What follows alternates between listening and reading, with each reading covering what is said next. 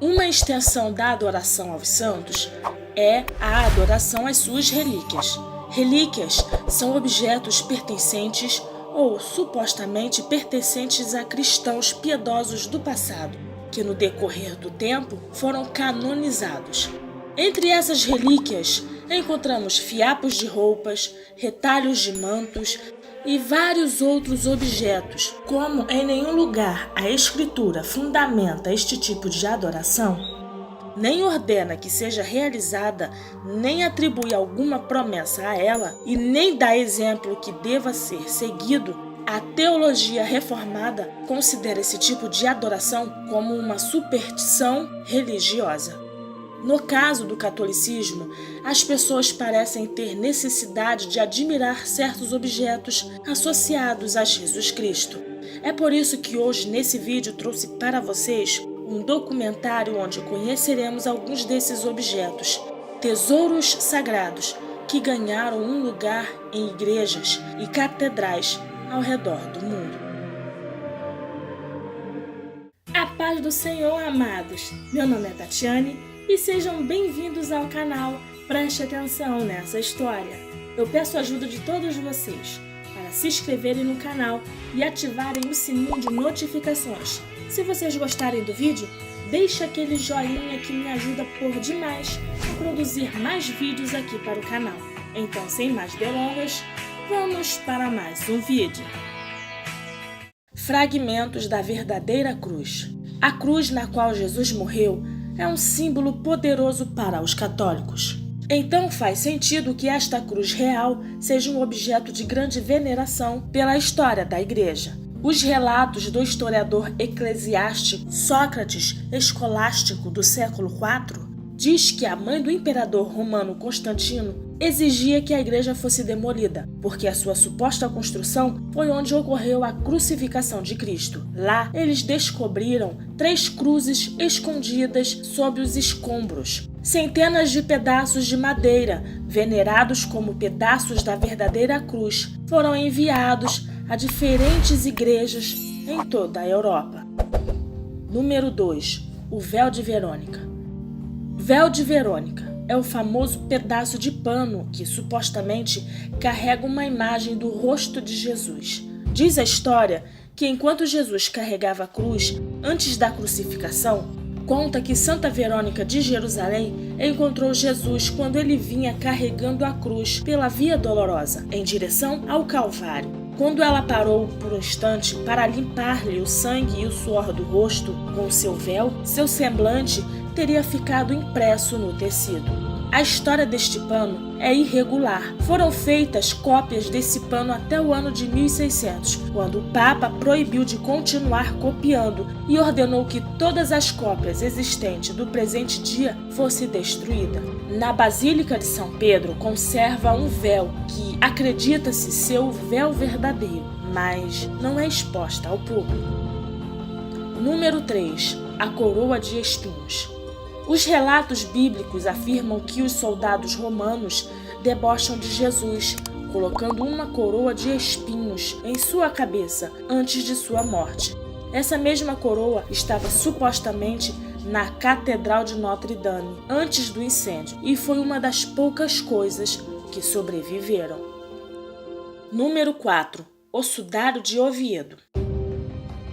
O Sudário de Oviedo é um pedaço de pano manchado de sangue, mantido na Câmara Santa de Oviedo, da Catedral de São Salvador, Espanha. O sudário é o pano que foi enrolado em torno da cabeça de Jesus Cristo, depois que ele morreu, como descrito no livro de João, capítulo 20, do verso 6 ao verso 7. O pano foi datado de cerca de 700 anos depois de Cristo, por datação radiocarbono. No entanto, na mesma conferência em que esta informação foi apresentada, observou que, na realidade, o tecido tem uma história definitiva que se estende no passado. O laboratório observou que a posterior contaminação de óleo poderia ter resultado em uma datação tardia, embora sua autenticidade seja igualmente debatida.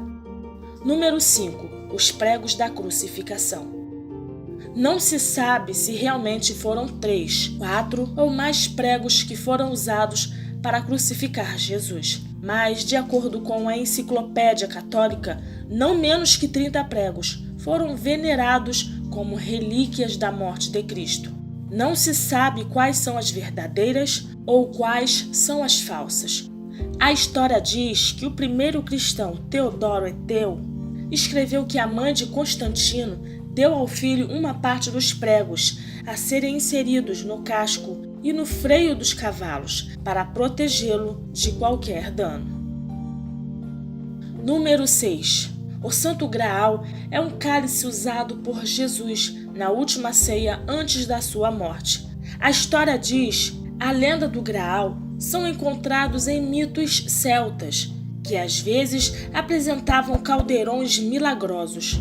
A primeira lenda escrita do Graal foi no ano de 1100, como um poema incompleto que conta a história de um cavaleiro que viu o objeto sagrado em uma festa mística.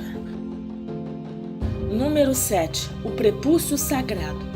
Essa é a relíquia sagrada mais estranha que os católicos possuem. É conhecida como prepúcio sagrado. A tradição judaica exigia que Jesus fosse circuncidado, e o texto apócrifo do Evangelho da Infância Árabe afirma que o prepúcio era guardado em uma caixa de alabastro.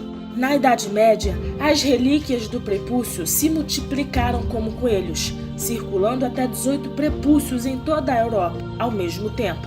Claramente, a Igreja Católica declarou no ano de 1900 que qualquer um que elogiasse o prepúcio sagrado seria excomungado.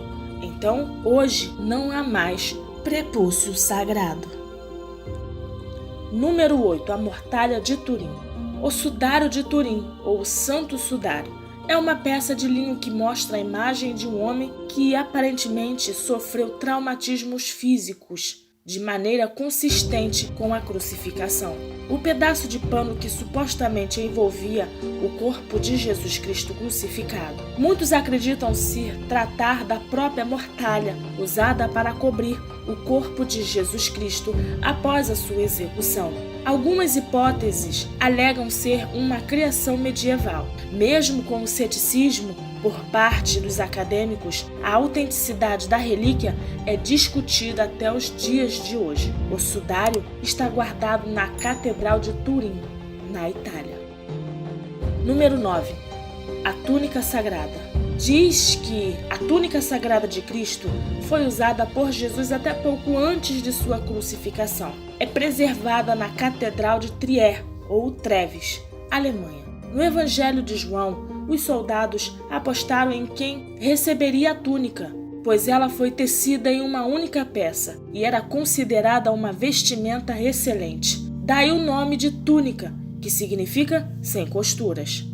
Então os soldados, após crucificarem Jesus, pegaram suas roupas e dividiram em 4 partes, para cada soldado uma parte e a túnica também. A túnica não tinha costura e foi tecida de cima a baixo. Portanto, falaram entre eles: não vamos dividir a túnica, veremos na sorte quem consegue. Segundo a lenda, Helena, mãe de Constantino, o Grande, descobriu a túnica sem costura na Terra Santa, junto com várias outras relíquias. De acordo com diferentes versões da história, então enviou para a cidade de Trieves, onde Constantino viveu alguns anos antes de se tornar imperador. A história da túnica de Trieves só é certa a partir do século VII. Em 1º de maio de 1196, o arcebispo consagrou um altar na qual a túnica foi encontrada.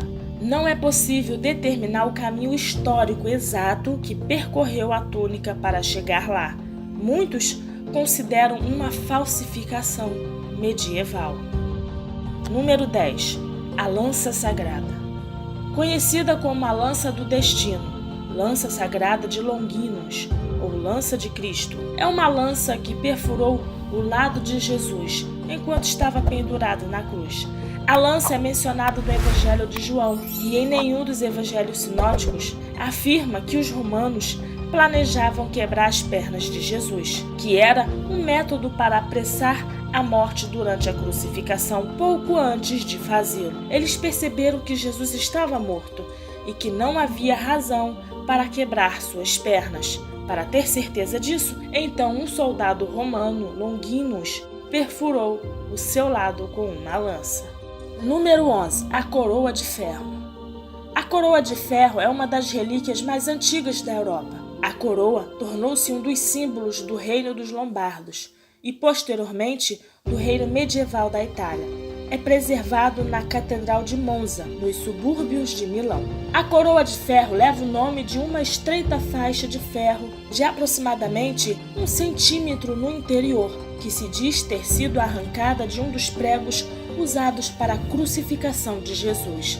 Da circunferência externa da coroa é composta por 6 segmentos de ouro batido, parcialmente esmaltados, unidos por dobradiças e usados com 22 pedras preciosas que se destacam em relevo na forma de cruzes e flores. No seu pequeno tamanho, em sua construção articulada, originalmente era uma grande pulseira ou talvez uma coroa. Para outros, o pequeno tamanho da coroa atual foi devido a um reajuste após a perda de 2 segmentos, conforme descrito em alguns documentos históricos.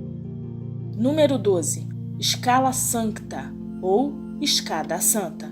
De acordo com a tradição católica, estes são os degraus que levavam até o alto do pretório de Pôncio Pilatos, em Jerusalém, onde esteve Jesus Cristo durante seu julgamento durante a paixão. Os degraus foram trazidos para Roma por Santa Helena no século IV. Por séculos atraíam peregrinos que desejavam homenagear a paixão. Lendas medievais sustentam que os degraus foram levados de Jerusalém para Roma por volta de 326 por Santa Helena, a mãe do imperador romano Constantino.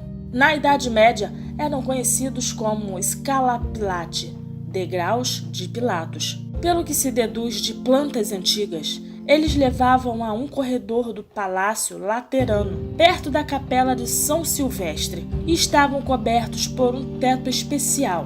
Em 1589, o Papa Sisto V demoliu o antigo Palácio Papal, que estava em ruínas, para abrir espaço para a construção de um novo, e ordenou que os santos degraus fossem reinstalados em sua posição atual, perante o Sancta Sanctorum, que significa Santo dos Santos, que abriga muitas relíquias preciosas.